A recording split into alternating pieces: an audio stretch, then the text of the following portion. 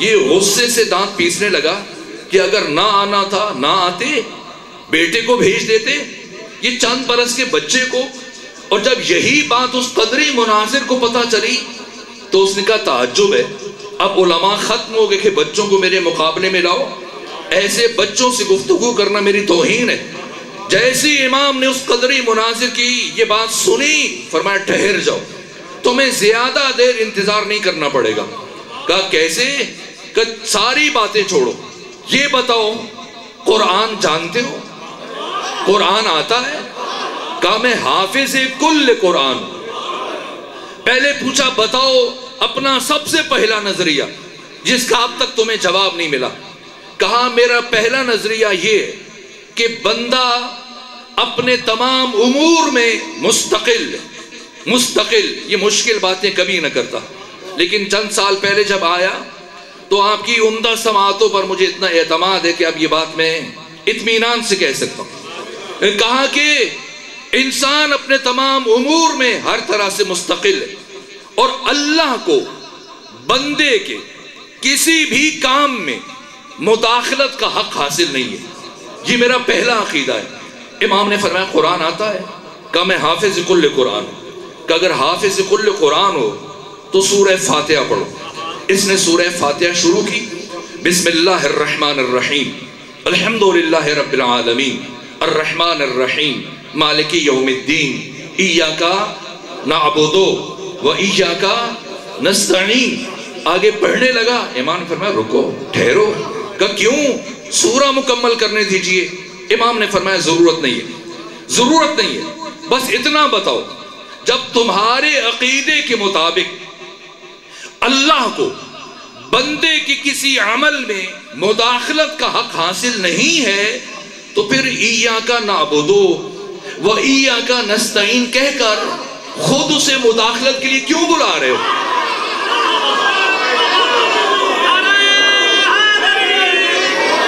جیسی سنا ہل کر رہ گیا۔ امام نے پوچھا اگلا سوال پوچھو۔ کہا اگلا سوال پوچھنے کی حاجت نہیں رہی، جو پہلے آتے تھے وہ اور تھے، جو اب آیا ہے وہ اور ہے۔ اور پھر کہا اللہ اعلم حیث یجعل رسالتہ، اللہ بہتر جانتا ہے کہ اپنی رسالت کو کون سے خاندان میں قرار دے۔ ہاتھ بڑھائیے کہ میں آپ کے ہاتھ پر تسلیم ہو جاؤں۔ یہ امام جعفر صادق ہے، ایک فکری تسلسل ہے وارثان عاشورہ کا۔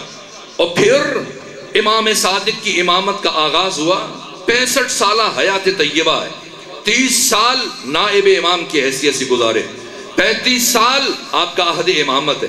ان 35 سالوں کے مناظرات اگر میں بیان کرنا شروع کروں ممکن نہیں کہ اشارے کر سکوں، یہاں تک کہ دہریوں کے خلاف، یہاں تک کہ خدا کے منکروں کے خلاف، نبوت و رسالت، معاد اور قیامت، امامت اور ولایت کے منکروں کے خلاف شب و روز امام گفتگو کرتے رہے۔ اور ساتھ اپنے بابا کے چھوڑے ہوئے چند شاگردوں سے دنیا کی سب سے بڑی یونیورسٹی کا آغاز کیا، پھر انہیں تراشا، تیار کیا، مختلف علوم میں مختلف شخصیتوں کو تراشا، علوم قرآن، تفسیر قرآن اور قرآن میں جناب حمران کو تیار کیا، لغت و ادبیات میں ابان بن تغلب کو تیار کیا، علم عقائد اور علم کلام میں مومن طاق کو تیار کیا، علم فقہ میں جناب زرارہ کو تیار کیا، علم حدیث میں ابو بصیر کو تیار کیا، علم کیمیا اور کیمسٹری میں جابر ابن حیان جیسی شخصیتوں کو تراشا۔ یہ جو بچے بیٹھے ہیں اور جوان بیٹھے ہیں یہ جانتے ہیں کہ جابر ابن حیان کون ہے، جسے دنیا شرق و غرب میں آج بھی بابا کیمیا، فادر آف کیمسٹری کہتی ہے۔ یہ جابر بن حیان امام صادق کے 4000 شاگردوں میں سے ایک ہے، اور اس جابر ابن حیان نے اپنی زندگی میں 400 کتابیں لکھی، اور ایک کتاب کے شروع میں یہ تاریخی جملہ تحریر کیا۔ جابر ابن حیان نے کہا قیامت تک آنے والا کوئی ایک دانشور میرے کسی بھی نظریے کو رد نہیں کر سکتا۔ کیوں؟ اس لیے کہ میں امام جعفر صادق کا شاگرد ہوں۔ ایسی شخصیتوں کو تراشا، شروع میں اگر امام سے کوئی مناظرے کے لیے آتا، مباحثے کے لیے، گفتگو کے لیے سوال لے کر، امام خود اس سے گفتگو کرتے، لیکن ان شخصیتوں کو تراشنے کے بعد اب اگر کوئی مناظرے کے لیے آتا، امام پوچھتے بتاؤ کس بارے میں بات کرنا چاہتے ہو؟ وہ کہتا ہے علم کلام میں، فرماتے مومن طاق سے بات کرو، کہتا حدیث میں، فرماتے ابو بصیر سے بات کرو، کہتا علم فقہ میں، فرماتے زرارہ سے بات کرو، اگر اصرار کرتا آپ سے بات کرنا چاہتا ہوں، امام فرماتے ان سے گفتگو کرو، اگر تم نے ان میں سے کسی ایک کو شکست دے دی تو سمجھ لینا کہ تم نے جعفر صادق کو شکست دی۔ شخصیت پرور تھے، مرید پرور نہیں تھے، پہاڑ سے وزنی شخصیتوں کو تراشا، تیار کیا۔ منصور دوانقی جو پہلے بنو امیہ کی سرکوبی میں لگا ہوا تھا، اپنی حکومت کو مضبوط کر رہا تھا، لیکن جیسے جیسے اس کو مدینے کی خبریں پہنچنا شروع ہوئی، ایک مرتبہ اس کی پریشانی بڑھنے لگی، اس کی نیندیں اڑنے لگی، اور اسے احساس ہونے لگا کہ میں تو محض لوگوں کے جسموں پر حکومت کر رہا ہوں، لکڑی کے تخت پر بیٹھ کر صرف لوگوں کے جسموں پر حکومت کر رہا ہوں۔ اگر پوری اسلامی دنیا میں اس وقت کسی شخصیت کی لوگوں کے دلوں پر حکومت ہے تو صرف اور صرف جعفر صادق کے۔ ایک مرتبہ پریشان ہو گیا، اسے اپنا وجود حقیر نظر آنے لگ گیا، یہاں تک کہ اس نے مشیروں کو بلایا، وزیروں کو بلایا، کہا کچھ رہنمائی کرو، کس طرح سے میں مدینے میں جعفر صادق کی مرکزیت کو توڑنے میں کامیاب ہو جاؤں۔ وہ مدینہ جو علم و معرفت اور روحانیت کا مرکز بن چکا، تو انہوں نے مشورہ دیا کہ تم اپنے دربار میں خواص کو بلاؤ، مفتیوں کو بلاؤ، محدثین کو بلاؤ، علماء کو بلاؤ، وزیروں کو بلاؤ، بنو عباس کے سرداروں کو بلاؤ، اور سب کی موجودگی میں جعفر صادق سے کچھ ایسے سوال پوچھو کہ وہ جواب نہ دے سکے، پھر ان کے درس پر پابندی لگا دو کہ امامت کی صلاحیت نہیں رکھتے، اور لوگوں کو بتاؤ کہ وہ کچھ بھی نہیں جانتے، ان کا دعویٰ جھوٹا ہے۔ اب اس نے تتبع تفوس، چھان پھٹک اور تلاش شروع کی تاکہ کوئی ایسا بندہ ڈھونڈ لے جو امام سے ایسے سوال پوچھے کہ امام لاجواب ہو جائے۔ جب ڈھونڈنا شروع کیا تو 3 بر اعظموں میں جو بھی عالم اور دانشور ملتا ہے، یا تو براہ راست امام جعفر صادق کا شاگرد ہے یا امام کے شاگردوں کا شاگرد ہے، لیکن مسلسل ڈھونڈتے ڈھونڈتے بالآخر ایک فرد تک پہنچا جس کی ذہانت اور حاضر جوابی بہت مشہور تھی۔ کون؟ نعمان بن ثابت، ابو حنیفہ۔ ملاقات کی، کہا میں چاہتا ہوں کہ تم جعفر صادق سے ایسے سوال پوچھو کہ وہ لاجواب ہو جائیں، اتنا عطا کروں گا تمہاری نسلوں کے لیے کافی ہو جائے گا، اور سرکاری سطح پر تمہارے امامت کا اعلان کروں گا اور تمہیں امام اعظم کا خطاب دوں گا۔ پہلے انکار کیا، لیکن بالآخر تخویف یا تحریض کے نتیجے میں قبول کیا، لیکن کہا کہ مجھے اتنی مہلت دو کہ میں ایسے سوال تیار کر سکوں کہ جن کے بعد پھر کو وہ کسی سوال کا جواب نہ دے سکے۔ یہاں تک کہ 4 مہینے مسلسل غور و فکر کے بعد ابو حنیفہ نعمان بن ثابت نے منصور دوانقی عباسی خلیفہ کو تحریر کیا کہ اب آپ جعفر صادق کو بلائیں مدینے سے، مجھے یقین ہے کہ اب وہ میرے کسی سوال کا جواب نہیں دے پائیں گے۔ میں نے 4 مہینے مسلسل غور و فکر کے بعد 40 سوال تیار کیے، ایسے سوال جن کا وہ جواب نہیں دے پائیں گے۔ اس نے خط لکھا امام کو، امام مدینے سے بغداد تشریف لائے، 9000 کرسیاں لگیں، علماء، فقہاء، دانشور، خواص، غیر مسلم ممالک کے سفراء، سفیر، بنو عباس کے سردار سب جمع ہیں۔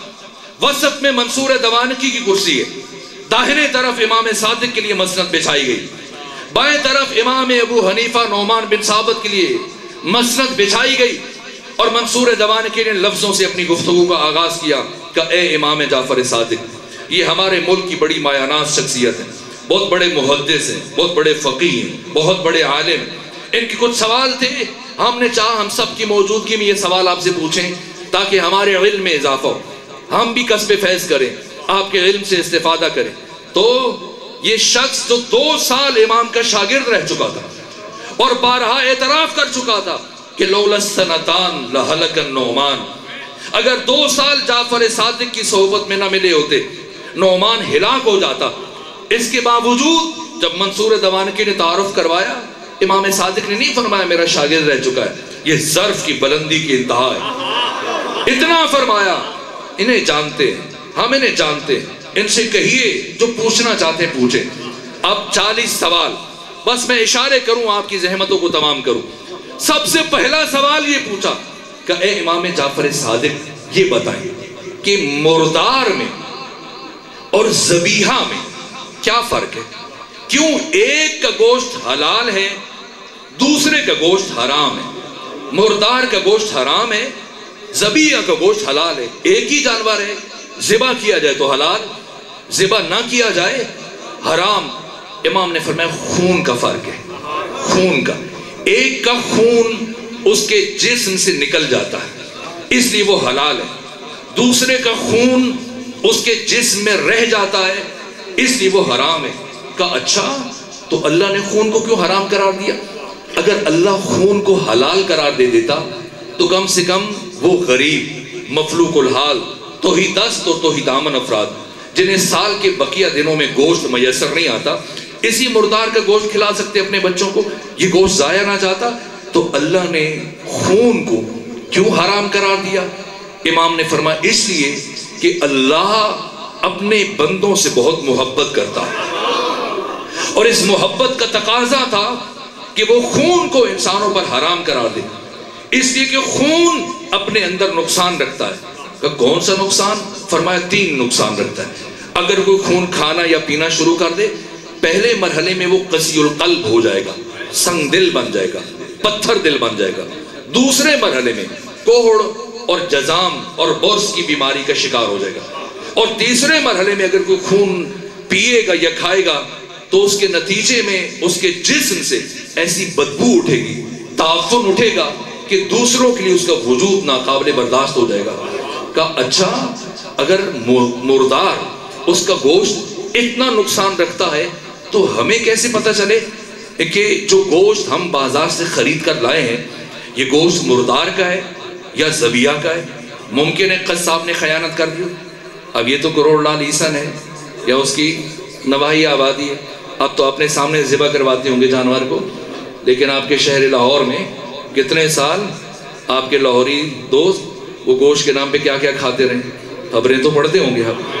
تو پوچھا کہ کیسے پتہ چلے کہ جو گوشت ہم بازار سے خرید کر لائے ہیں یہ مردار کا ہے یا ذبیحہ کا ہے؟ ممکن ہے قصاب نے خیانت کی ہو. امام نے فرمایا اگر تمہیں شک ہو کہ گوشت مردار کا ہے یا ذبیحہ کا ہے تو اسے گھر لانے کے بعد آگ پر رکھو. آگ پر اگر گوشت سکڑنا شروع ہو جائے تو ذبیحہ، پھیلنا شروع ہو جائے تو مردار. مردار کا اچھا اگر ذبیحہ شرط ہے پھر مچھلی کو تو ذبح نہیں کیا جاتا، پھر اسے بھی ذبح ہونا چاہیے. امام نے فرمایا مچھلی اگر پانی کے اندر مرے مردار، پانی سے باہر مرے ذبیحہ. کا کیا فرق پڑتا ہے پانی سے اندر مرے یا پانی سے باہر مرے؟ امام نے فرمایا مچھلی پانی کے اندر مرنے سے پہلے تڑپتی نہیں ہے اور پانی سے باہر مرنے سے پہلے تڑپتی ہے. اس تڑپنے کے نتیجے میں ایک تو مچھلی کے جسم میں خون کی مقدار کم ہوتی ہے، دوسرا تڑپنے کی وجہ سے سارا خون اس کے سر میں اکٹھا ہو جاتا ہے، باقی سارا گوشت سالم اور محفوظ رہ جاتا ہے. کہا اچھا یہ بتائیں ایسی جنت کا کیا فائدہ کہ انسان خود جنت میں چلا جائے، اس کے ماں باپ جہنم چلے جائیں، اولاد جہنم چلی جائے، جب بھی اسے اپنوں کی یاد آئے گی، اپنی اولاد کی، ماں باپ کی، یہ جنت اس کے لیے جہنم بن جائے گی. تو ایسی جنت کا کیا فائدہ؟ امام نے فرمایا ایسا نہیں ہوگا. کیوں ایسا نہیں ہوگا؟ امام نے فرمایا جنت میں پہنچنے کے بعد انسان کی عقل کامل ہو جائے گی، اور جب انسان کی عقل کامل ہو جائے تو اس کی دوستی اور دشمنی کا معیار صرف خدا رہ جاتا ہے. اور جب دوستی اور دشمنی کا معیار خدا بن جائے تو ایسا انسان اللہ کی کسی دشمن کے لیے پریشان نہیں ہوتا. کہا اچھا یہ بتائیں یہ سید ہونا کون سا بڑا شرف ہے، یہ سید ہونا کون سی بڑی بات ہے، اولاد فاطمہ ہونا یہ کون سا بڑا شرف ہے؟ امام نے فرمایا کیا یہ شرف کم ہے کہ ہر ایک ہمارے نسب میں شامل ہونے کی کوشش کرتا ہے؟ ہم کسی کے نسب میں شامل ہونے کی کوشش نہیں کرتے. ہم کسی کے نسب میں شامل ہونے کی کوشش نہیں کرتے. کہ اچھا یہ بتائیں جو آپ کی ولایت کو نہیں مانتے، جو آپ کی امامت کو قبول نہیں کرتے، جو آپ کی ولایت کے دشمن ہیں، یہ اعمال میں بڑے چست ہیں، نماز روزہ بڑی باقاعدگی سے وقت پر ادا کرتے ہیں، لیکن جو آپ کے شیعہ ہیں، جو آپ کی ولایت کو مانتے ہیں، یہ اعمال میں بڑی سستی دکھاتے ہیں۔ اس کی کیا وجہ ہے؟ امام نے فرمایا ابلیس نے ہمارے شیعوں کو عقیدے میں گمراہ کرنے کی کوشش کی تو ناکام ہو گیا، پھر اس نے سارا زور آ کر ان کے عمل پر خرچ کیا، اس لیے عمل میں ہمارے شیعوں سے سستی ہو جاتی ہے۔ لیکن دوسری طرف ہمارے دشمنوں کو عقیدے میں گمراہ کرنے کے بعد چھوڑ دیا کہ عمل میں لگے رہو، یہ کون سا تمہیں کوئی فائدہ پہنچا دے۔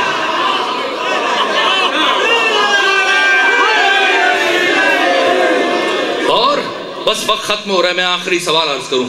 کہا اچھا یہ بتائیے کہ قیامت کے دن اعمال کو تولا جائے گا یا قیامت کے دن اعمال کو گنا جائے گا؟ فرمایا قیامت کے دن اعمال کو تولا جائے گا۔ کہا اچھا انسانوں کے اعمال، ان کا اجر و ثواب یہ روحانی ہے، اللہ کو کہنا چاہیے تھا کہ قیامت کے دن اعمال کو گنا جائے گا، کیسے ایک روحانی چیز کو تولا جا سکتا؟ اللہ کو کہنا چاہیے تھا گنا جائے گا، یہ کیوں فرمایا کہ تولا جائے گا؟ بھلا وہ کیسا میزان ہے جس پر انسان کے اعمال کے اجر و ثواب کو تولا جا سکے؟ امام نے فرمایا ابو حنیفہ ہوشیار ہو جائیے، وہ میزان جس پر قیامت کے دن ہر انسان کے عمل کو تولا جائے گا، وہ ہم محمد و آل محمد کی ولایت کا میزان ہے۔ ولایت کا میزان ہے۔ اگر ولایت ہے تو ہر عمل قبول کر لیا جائے گا، اگر ولایت نہیں ہے تو ہر عمل منہ پہ مار دیا جائے گا۔ 40 سوال پوچھے امام نے، 40 سوالوں کے برجستہ اور فوری جواب دیے۔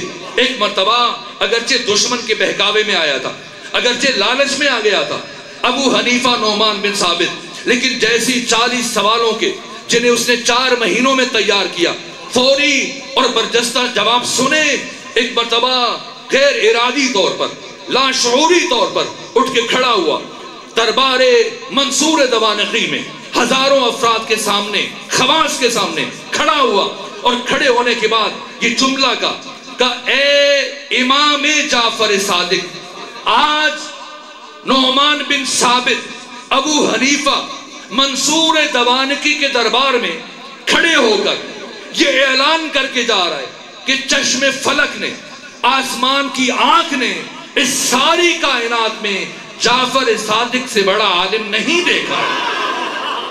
بس امام رخصت ہوئے، گئے۔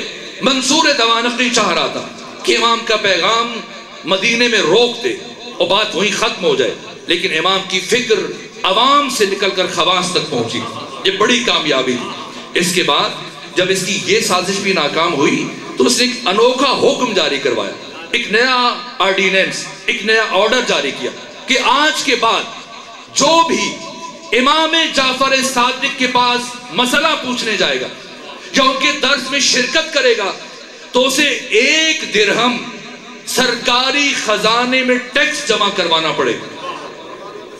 لیکن اگر کوئی ہمارے مفتی اور عالم اور ہمارے امام کے پاس آئے گا مسئلہ پوچھنے کے لیے تو اسے 1 درہم تشویق کے طور پر بطور انعام دیا جائے گا۔ اب مومنین پریشان ہو گئے نا، سارا دن مزدوری کریں، 1 درہم جب حاصل کریں، وہ درہم امام کے درس میں جانے کے لیے حکومتی سپاہیوں کو جو دروازے پہ کھڑے ہیں ٹیکس دے دیں، تو پھر گھر کیسے چلائیں؟ بچوں کو کیا کھلائیں؟ اور اگر گھر چلاتے ہیں تو امام کے پاس کیسے شرکت کریں؟ پریشانی بڑھ گئی، یہاں تک کہ جناب ابو بصیر نے، امام کے شاگرد اور صحابی نے 1 درہم کمایا، باہر کھڑے سپاہیوں کو ادا کیا، اندر امام کے پاس بیٹھا اور پریشانی میں امام نے پوچھا ابو بصیر کیا بات، کیوں پریشان ہو؟ کہا حضرت منصور دوانقی نے ایک انوکھا حکم جاری کیا۔ امام نے پوچھا کیسا حکم؟ کہا آج کے بعد آپ کے پاس آنے کے لیے 1 درہم سرکاری خزانے میں ٹیکس جمع کرانا پڑے گا۔ تو ہم کیسے آ سکتے ہیں؟ یا تو گھر چلائیں یا آپ کے پاس آئیں۔ جیسی سنا تبسم فرمایا، مشکل کشا کا بیٹا مشکل کشا بن گیا۔ فرمایا ارے ابو بصیر اس میں پریشانی کی کیا بات ہے؟ پہلے جاؤ حکومت کے مفتی کے پاس ایک مسئلہ پوچھ لو، درہم لے کے آ جاؤ، وہ درہم منصور کے سپاہیوں کو ادا کرو، جعفر صادق کے پاس آؤ، دین لے کے چلے جاؤ۔ اس میں اتنی ہی بلند صلوات بھیجیے خاندان فاطمہ کو۔ آپ کی محبت کو دیکھتی ہوں، صرف 2 جملے اور عرض کروں۔ اس سے پہلے ہر 2-3 مہینے کے بعد نعمان بن ثابت امام کے پاس مدینے آ جاتے، اپنے مشکل سوالوں کے جواب پوچھتے، لیکن اب شرمندگی ہے، پشیمانی ہے کہ شاگرد دشمن کے بہکاوے میں آ کر اپنے ہی استاد کے مقابلے میں چلا گیا، تو اب ہمت نہیں پڑ رہی۔ 1 سال گزر گیا، 2 سال، تیسرے سال حج کی ادائیگی کے بعد نعمان بن ثابت مدینہ آئے، دق الباب کیا امام ششم کے دروازے پر، خادم نے دروازہ کھولا، جیسی نعمان بن ثابت ابو حنیفہ پر نگاہ پڑی، کہا مجھے امام کی طرف سے کچھ لوگوں سے ملاقات کرنے اور انہیں گھر میں لانے سے منع کیا گیا، اس فہرست میں تمہارا نام بھی شامل ہے، اس لیے میں تمہیں اندر نہیں لے جا سکتا۔ لیکن واپس جانے کی بجائے نعمان بن ثابت دروازے پر کھڑے رہے، یہاں تک کہ کچھ وقت گزرنے کے بعد کوفہ کے مومنین کا ایک وفد آیا، اور جب انہیں اذن باریابی ملا، اجازت ملی اندر آنے کی، یہ بھی ان میں شامل ہوئے، اندر چلے گئے۔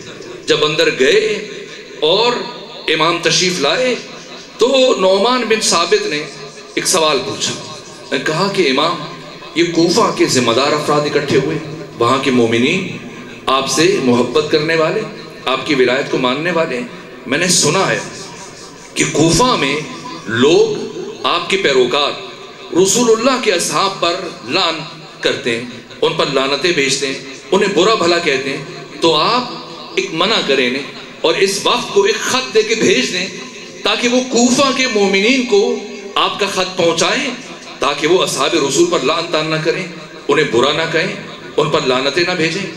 امام نے فرمایا ابو حنیفہ کون ہماری بات سنتا ہے، کون ہماری بات مانتا ہے؟ کہ کیسے نہیں مانتے، سب آپ سے محبت کرتے ہیں، آپ کی عزت کرتے ہیں، آپ لکھ کے بھیج دیں پھر سب مانیں گے۔ امام نے فرمایا انہیں چھوڑو، تم 2 سال مسلسل میرے شاگرد رہ چکے ہو، 2 سال مجھ سے پڑھتے رہے ہو، تم نے 2 سال برابر مجھ سے کسب فیض کیا، میں تمہارا استاد ہوں، اس کے باوجود کہ تم میرے شاگرد ہو اور مجھ سے سیکھتے رہے ہو، میں نے تمہیں گھر آنے کی اجازت نہیں دی، تم بغیر اجازت آ گئے، میں نے تمہیں بیٹھنے کی اجازت نہیں دی، تم بغیر اجازت بیٹھ گئے، میں نے تمہیں بات کرنے کی اجازت نہیں دی، تم بغیر اجازت بات کرنا شروع ہو گئے۔ تو جب میرا شاگرد میری بات ماننے کے لیے تیار نہیں تو میں کسی اور سے کیا توقع رکھوں، کسی اور سے کیا توقع رکھوں؟ ابو حنیفہ نعمان بن ثابت، میں نے سنا ہے کہ تو نے آج کل عراق میں امامت کا دعویٰ کر رکھا ہے، کہ ظاہر ہے جب اللہ نے مجھے یہ صلاحیت عطا کی ہے اور مجھ میں یہ استعداد پائی جاتی ہے تو میں کیوں نہ یہ دعویٰ کروں امامت کا۔ امام نے فرمایا اچھا، اگر تم سمجھتے ہو کہ تم میں امامت کی صلاحیت پائی جاتی ہے تو یہ بتاؤ کہ اگر کوئی شخص حالت احرام میں ہرن کے اوپر والے دانت توڑ دے تو اس کا کفارہ کیا ہوگا؟ کچھ دیر سوچا اور پھر سر اٹھایا کہ معاف کریں مجھے اس سوال کا جواب نہیں پتا۔ امام مسکرائے، فرمایا تمہیں تو یہ بھی نہیں پتا کہ ہرن کے اوپر والے دانت ہوتے ہی نہیں، جب اتنا بھی نہیں پتا اور اتنی بھی صلاحیت نہیں ہے تو تم نے اتنا بڑا دعویٰ کر رکھا ہے۔ اور میں نے سنا ہے کہ تم دین میں قیاس سے کام لیتے ہو، درحالی کہ دین میں سب سے پہلے جس نے قیاس کیا وہ ابلیس تھا۔ کہ ظاہر ہے جب مجھے قرآن سنت میں حدیث میں کسی بات کا جواب نہیں ملے گا تو قیاس کے علاوہ میرے پاس کیا راستہ رہ جاتا ہے؟ امام نے فرمایا اچھا، اگر تمہارا منہج قیاس ہے، تمہارا مسلک قیاس ہے، تمہارا مشرب قیاس ہے تو پھر یہ بتاؤ کہ قتل بڑا جرم ہے یا بدکاری؟ کا قتل بڑا جرم ہے، بدکاری اس سے چھوٹا ہے۔ امام نے فرمایا اچھا، اگر قتل بڑا جرم ہے، بدکاری چھوٹا جرم ہے تو قتل کے ثبوت کے لیے 2 گواہ کافی، لیکن بدکاری کے ثبوت کے لیے 4 گواہ شرط ہیں۔ تو جو بڑا جرم ہے اس کے لیے 2 گواہ، جو چھوٹا جرم ہے اس کے لیے 4 گواہ۔ اگر تمہارا مسلک قیاس ہے تو بتاؤ یہ فرق کس لیے؟ کہ نہیں معلوم، نہیں معلوم۔ امام نے فرمایا اچھا یہ بتاؤ عورت کمزور ہے یا مرد کمزور ہے؟ کہا عورت کمزور ہے۔ کہا عورت کمزور ہے؟ یقیناً عورت کمزور ہے۔ تو جو کمزور ہے اس کا میراث میں حصہ کم ہونا چاہیے تاکہ اس کے ضعف، ناتوانی اور کمزوری کا جبران ہو جائے۔ تو بالکل ایسے ہے۔ امام نے فرمایا لیکن اس کا حصہ کم ہے، اس کا حصہ زیادہ ہونا چاہیے تاکہ کمزوری کا جبران ہو جائے، لیکن دین میں اس کا حصہ کم رکھا گیا۔ بتاؤ اس کی کیا وجہ ہے اگر مسلک قیاس ہے؟ کہ نہیں اس کا مجھے نہیں پتا۔ امام نے فرمایا اگر یہ نہیں پتا تو یہ بتاؤ کہ نماز افضل ہے یا روزہ افضل ہے؟ کہا نماز افضل ہے، روزے کا مقام نماز کے بعد ہے۔ کہا اچھا اگر نماز افضل ہے تو ایک خاتون جو مہینے کی کچھ دن نماز نہیں پڑھ سکتی اور روزہ نہیں رکھ سکتی، بعد میں جب وہ اس قابل ہوتی ہے اور پاکی کی حالت میں پلٹتی ہے تو اس پر روزے کی قضا تو واجب ہے، نماز کی قضا واجب نہیں۔ جو افضل ہے اس کی قضا نہیں ہے، جو افضل نہیں ہے اس کی قضا ہے۔ کیوں؟ اگر مسلک قیاس ہے تو جواب دو کہ نہیں معلوم۔ اس نے بھی 40 سوال پوچھے تھے، امام نے بھی 40 سوال پوچھے۔ جب اس نے پوچھے تھے امام نے ہر سوال کا فوری جواب دیا تھا۔ آج امام نے جب 40 سوال پوچھے کسی ایک کا جواب نہ دے پایا، یہاں تک کہ سب سے آخر میں امام نے جو 40واں سوال پوچھا فرمایا یہ بتاؤ یہ جو قرآن مجید کی آیت ہے ثم لتسألن یومئذ عن النعیم، کہ پھر ان سے قیامت کے دن نعمتوں سے متعلق سوال کیا جائے گا۔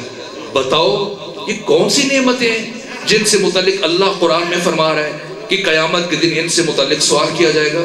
کہ یہی جو ہم کھاتے ہیں، پیتے ہیں، پہنتے ہیں، استعمال کرتے ہیں۔ کہ اچھا اگر تمہارے خیال میں یہ نعمتیں مراد ہیں تو بتاؤ اگر کوئی شخص تمہیں اپنے گھر کھانے پہ بلائے، دعوت کرے، تمہاری دسترخوان بچھائے، بہترین کھانے چن دے، بہترین مشروبات سجا دے، عزت سے کھلائے اور رخصت کرتے وقت تمہیں تحفے دے، لباس دے، خوشبو دے، بڑے احترام سے رخصت کرے، لیکن اس کے بعد جب تم لوگوں کے بیچ کھڑے مل جاؤ تو تمہیں روک کے پوچھنا شروع کرے بتاؤ فلاں دن جب تم میرے گھر میں آئے تھے میں نے تمہیں کھانے میں کیا دیا تھا، پینے کے لیے کیا دیا تھا، بعد میں کون کون سے تحفے دیے تھے، تو بتاؤ تم ایسے شخص کے بارے میں کیا رائے قائم کرو گے، کیا خیال کرو گے؟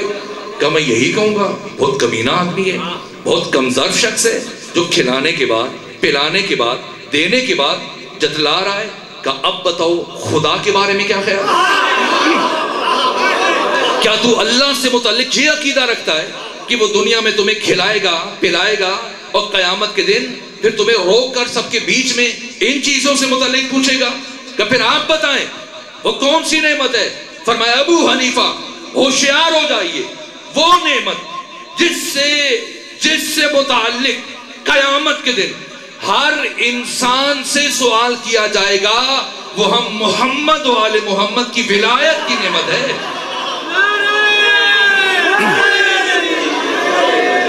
خدا ہے سبحان، پروردگار آپ کو سلامت رکھے۔ وقت تیزی سے ختم ہو رہا ہے، بس میرے عزیز یہ تسلسل ہے، یہ وارثان عاشوراء ہیں، امام سجاد، امام محمد باقر، پھر امام جعفر صادق، یہاں تک کہ منصور دوانقی مجبور ہوا اور 148 ہجری میں اس نے امام کو زہر دیا، شہید کیا، اور اب امام موسیٰ کاظم کی امامت کا آغاز ہوا۔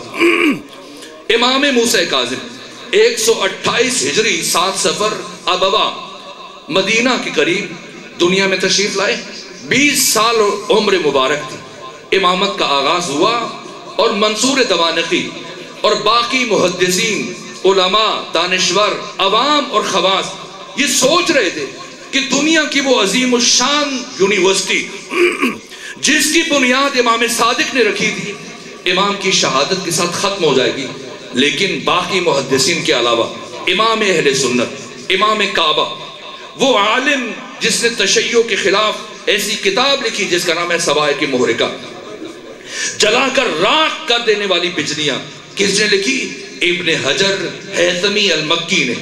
اس نے اپنی کتاب میں اعتراف کیا کہ لوگ سوچ رہے تھے کہ امام صادق کی شہادت کے ساتھ دنیا کی سب سے بڑی یونیورسٹی کا دروازہ ہمیشہ کے لیے بند ہو جائے گا، لیکن آپ کے 20 سالہ فرزند موسیٰ کاظم نے نہ فقط یہ کہ اپنے علم و معرفت سے اس دروازے کو بند نہ ہونے دیا، بلکہ اپنے فضل و کمال سے اور اپنے زہد و اتقاء سے اس یونیورسٹی کو مزید 4 چاند لگا دیے۔ اور علم کا شوق اتنا بڑھ چکا تھا کہ لوگ امام موسیٰ کاظم کے پیچھے چلتے جاتے تھے، یہاں تک کہ اہل مدینہ نے اور باہر سے آئے ہوئے افراد نے آبنوس اور آملے کی تختیاں اپنی بغلوں میں دبائی ہوتی تھی، قلم و دوات لیے پھرتے تھے کہ موسیٰ کاظم کی زبان سے جاری ہونے والا کوئی لفظ ضائع نہ چلا جائے۔ اس طرح سے علم و معرفت کا شوق اتنا بڑا کہ یہاں تک کہ مدینے میں 3 دن مسلسل 30,000 کے قریب سوالوں کے جواب دیے امام موسیٰ کاظم نے، اور وہ سلسلہ جو آپ کے بابا سے چلا تھا اس بام عروج تک پہنچا کہ ایک مرتبہ ہارون پریشان ہو گیا اور اسے احساس ہونے لگا کہ میری حیثیت تو صرف ایک ظاہری حکمران کی ہے، دلوں کا حکمران موسیٰ کاظم ہے۔ اس لیے 170 ہجری میں وہ مکہ حج کے لیے گیا اور وہاں امام موسیٰ کاظم کے ساتھ دوران طواف اس کی ملاقات ہوئی اور وہاں پر اس نے امام کو قتل کی دھمکی دی۔ پھر مدینے میں جب امام مدینے تشریف لائے، یہ بھی مدینے میں آیا، اور جب مسجد نبوی میں امام نماز میں مصروف تھے، منسس نے ہارون اور رشید نے قبر رسول کی طرف رخ کیا اور کہا السلام علیکہ یا رسول اللہ، السلام علیکہ یا ابن عمی، سلام ہو آپ پر اللہ کے رسول، سلام ہو آپ پر میرے چچا کے بیٹے، جو کہ عباس بن عبد المطلب کی نسل سے تھے، جو رسول کے چچا تھے، لوگوں پر تاثر دینے کے لیے کہ ہم رسول اللہ کے قریبی ہیں۔ جیسے اس نے یہ سلام کیا، ادھر امام نے نماز مکمل کی، آپ کے کانوں میں یہ آواز پڑی، وہی سے کھڑے کھڑے فرمایا السلام علیکہ یا رسول اللہ، قبر رسول کی طرف توجہ ہو کر، السلام علیکہ یا رسول اللہ، السلام علیکہ یا ابتا، سلام ہو آپ پر اللہ کے رسول، سلام ہو آپ پر اے میرے بابا، اے میرے پدر بزرگوار۔ یہ سنا ہل کر رہ گیا، ہارون غصے سے کانپتا ہوا آگے بڑھا، کہا موسیٰ کاظم تم علی کے بیٹے ہو، علی کو اپنا باپ کہو نہ کہ رسول اللہ کو۔ امام نے قرآن مجید کی آیات کی تلاوت کی کہ اگر اللہ قرآن میں جناب مریم کے ذریعے سے عیسیٰ کو جناب ابراہیم کا بیٹا کہہ رہا ہے، تو کیا ہم اپنی ماں فاطمہ زہرا کے ذریعے سے رسول اللہ کی اولاد نہیں بن سکتے؟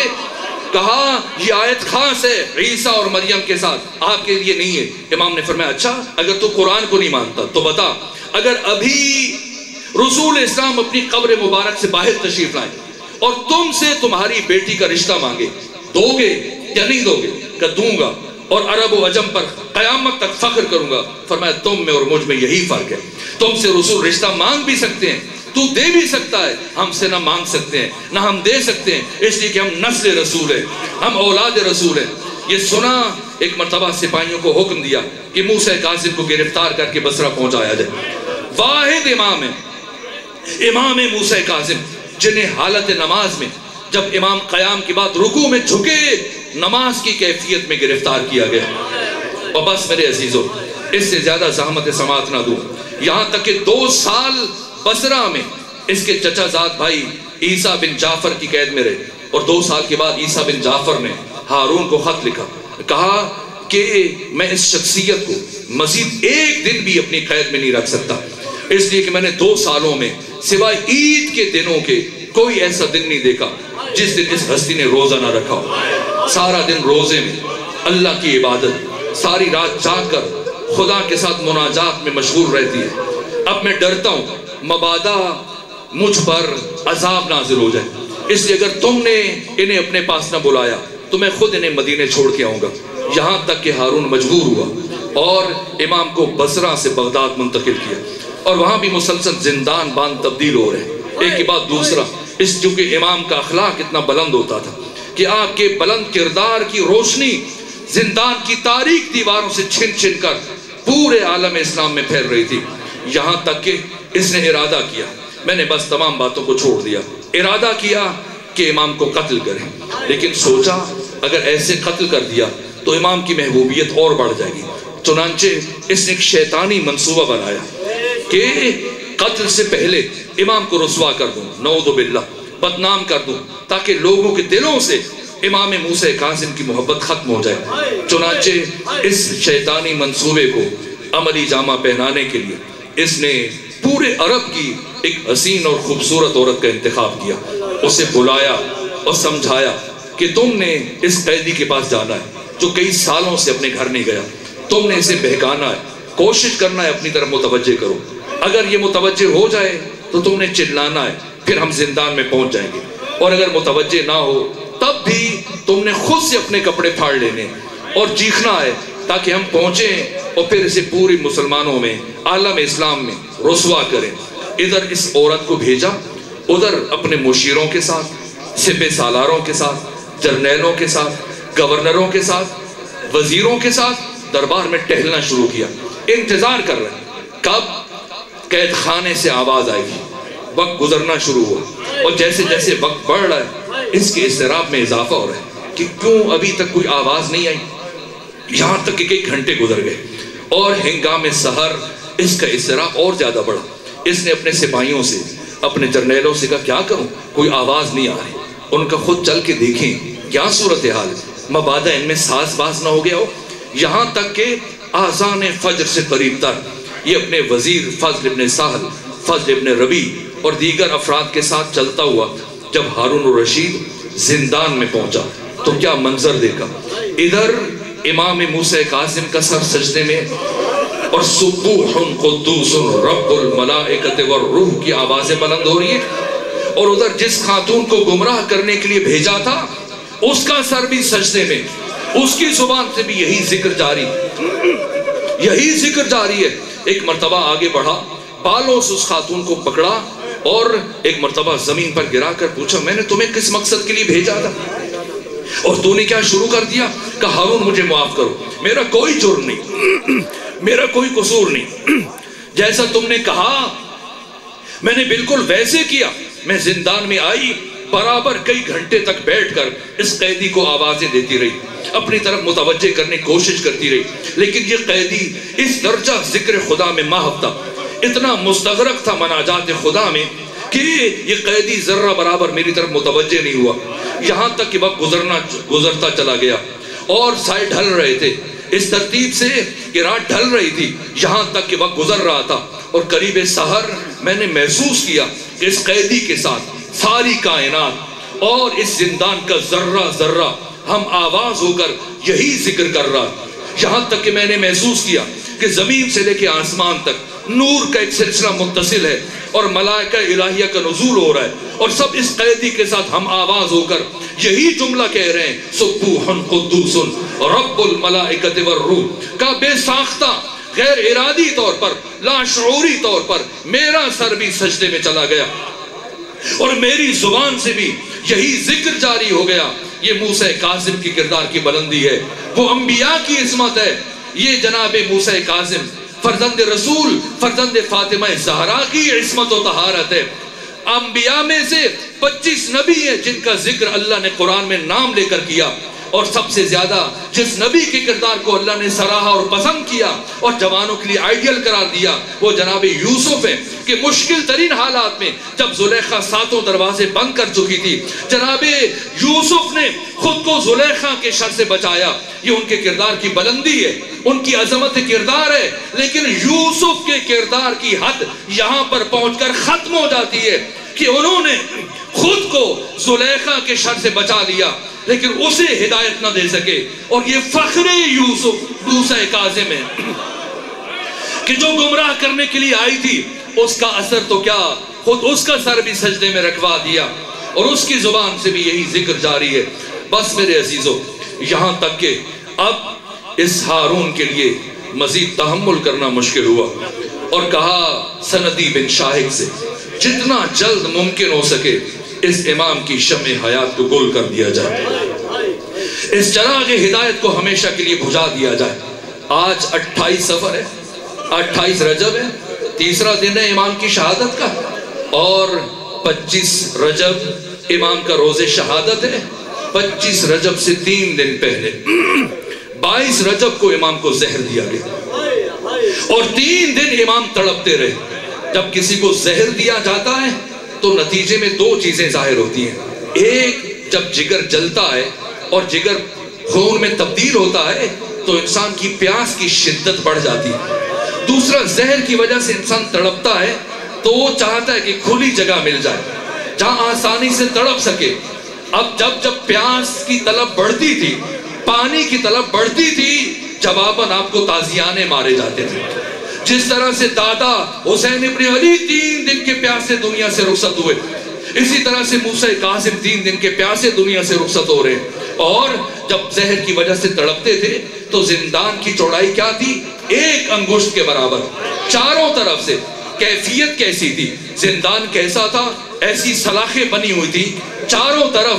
امام زمانہ زیارت میں فرماتے ہیں میرا سلام ہو اس قیدی پر جس کے جسم کا گوشت کا اکثر حصہ زندان کی سلاخوں میں الجھ کر رہ گئے. 22 کو زہر ملی، 25 کو شہادت ہوئی. لیکن کیسے شہادت ہوئی؟ جیسے ہی زہر کی خبر بغداد میں پہنچی ہے، مومنین چوک در چوک جمع ہونا شروع ہوئے. چونکہ ہارون کی فوج مختلف شہروں میں منتشر تھی، یہ گھبرا گیا کہ میرے پاس 1000-2000 سپاہی ہیں، باقی سب دوسرے شہروں میں ہیں بغاوتوں کو کچلنے کے لیے.